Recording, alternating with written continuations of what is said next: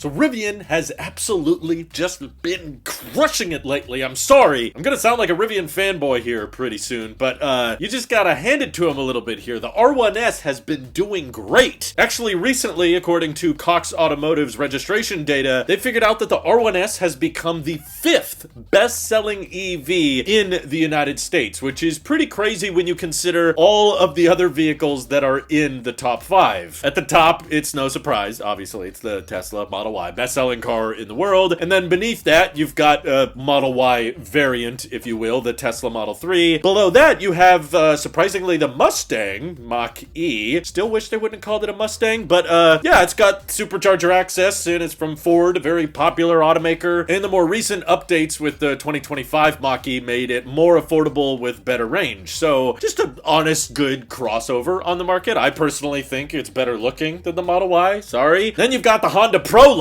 for some reason on that list. It's just like a skinned version of the Chevy Blazer. I'm not exactly sure why it's selling all that well, aside from, yeah, the lease deals on it are pretty incredible. You can get one for next to nothing. But there's something in common with those first 4 EVs. They're all pretty affordable. Model Y is pretty much right in line with the best-selling vehicle prices in the US. Same thing with the Model 3. You know, you can't beat the range and the efficiency. If you're in the market for a sedan, gas or electric, the Model 3 is just a really hard to beat value. And yeah, similar stuff with the Mach-E, reasonable price, Honda Prologue, really good lease deals. But then suddenly at slot number 5, you've got Rivian R1S, which starts at well over $75,000. This vehicle you see behind me is easily, like not even close, twice the price of most of these other vehicles on the list, and yet everybody's freaking buying these things. Everybody wants a Rivian. Is it because it has the best range? Yeah, I mean, it's pretty good. I mean, most people are likely getting the standard pack or the long range pack, which is kind of average, okay range compared to other EVs. I suppose they do have the max battery pack option. I'm not sure how many are opting for that, but is it the best at off-roading? I mean, yeah, it's pretty good at that overall. Is it the best at software and self-driving? Yeah, I mean, it's pretty good. Not the best self-driving system, obviously. Tesla's kind of far in the lead with FSD and everything, but I just feel like every category with Rivian, everything's like above average, but nothing is class leading. And I'm not trying to say that as like a downplay towards Rivian. I actually want to highlight them in this video as an example of the power of brand and culture. Something that I really think RJ Scaringe has done a fantastic job with the company. He's able to captivate so many people into what an automotive brand stands for. I've just been listening to a lot of interviews, to be fair, from South by Southwest, hearing about what they wanted to inspire from their vehicles, and it was much, much more than just, we want to make a good product, you know, that's fast and has good range. No, Rivian wanted to do more than that. Their mission was keep the world adventurous forever. And RJ talks about how he's the most happy when he reads messages from customers saying, your vehicle inspired me to go out and do more things, like I'm skiing more than ever before, or because I got your vehicle it inspired me to get more stuff or pick up more things because I had more storage space, so I got a telescope and now I'm looking at stars in my backyard, and just all kinds of inspiring stories that bring people together. And I love that emphasis RJ made in so many of his interviews, that like we want to focus on bringing people from both ends of the political spectrum together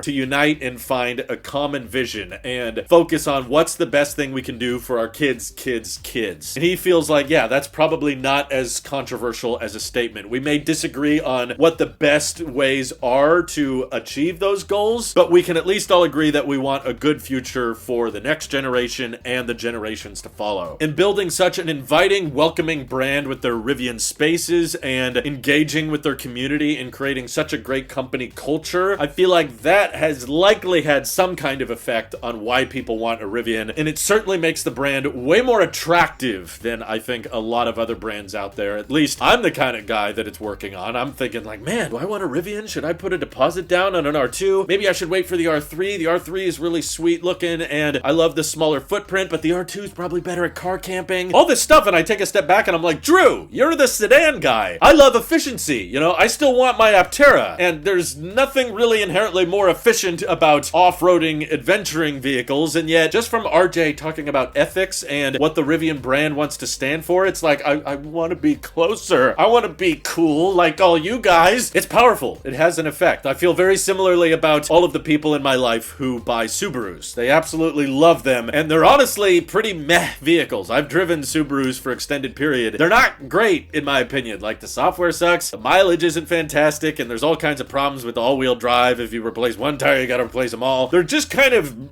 average cars, but the culture that Subaru has built around their product and around their brand has just been reliable and consistent enough that people keep wanting to come back to it. They're like, yeah, my current car is a Subaru, and when that dies, I'm gonna replace it with another Subaru because I love Subarus. That's the brand I want representing me. And keep in mind, people kind of buy cars these days the same way you'd buy clothes. There is a function to clothes. You want it to be comfortable, you want it to be warm or cool or have pockets and jeans and that kind of thing, but a huge variable on exactly what kind of clothes you end up buying does come down to, what does this say about me as a person? Does buying super luxury fancy clothes make me come across as entitled or high class, or do I want to appear more casual? Do I want to be the everyday working man? You know, there's a lot of statements that you're intentionally or not making when you buy certain clothes, and that applies to vehicles as well. And I think that the statement that Rivian has come up with for their vehicle is really going a long way, clearly, with a lot of buyers, because I don't think there's just been a huge influx of people that suddenly need off-roading vehicles. No, it's just people want to be a part of this new and exciting brand. And I've seen some people out there go, why doesn't Rivian start with the R3 first? And don't get me wrong, I'm with you there. Or why doesn't Rivian make an R2T, you know, some kind of mini small pickup truck?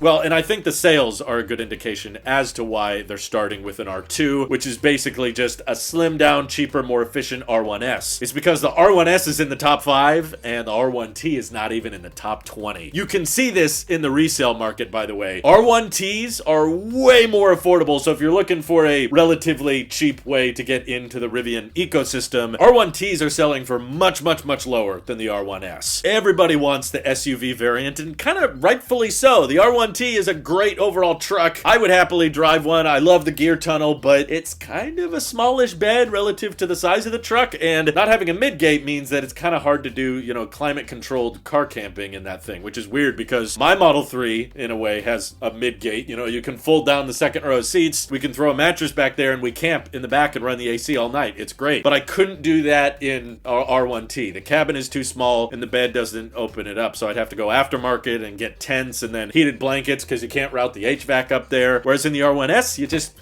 flop the third and second row down, boom, you've got a comfortable, capable, tighter wheelbase, mind you, so arguably better at off-roading, car camping machine. So I understand it. My wife and I were in the market right now, we'd be buying an R1S way before we consider a truck like the R1T, and it seems like the market is speaking to that as well. Like, most people are wanting to buy the R1S, and that's why they're holding their resale value much, much better for the truck. Some of these trucks that were sold for $100,000 a couple years ago are now selling for like 60 grand or 50 grand. You can find some pretty decent deals that way, honestly, but I just want to leave you all with this as we're talking about Rivian. Yes, they are in the top 5 best-selling EVs in the United States, and that's with a vehicle with an average selling price well over $80,000. Just imagine, if you will, for a second, how high in demand the R2 is going to be, which still has all of this brand and positive image that Rivian has worked so hard on presenting, has so much of that Rivian character with the software and the upgraded scroll wheels, plus a NACS port in the proper location so it can access more chargers, and on top of all of that, a lower price than the R1S. How well do you think that's going to sell? If the $85,000-$90,000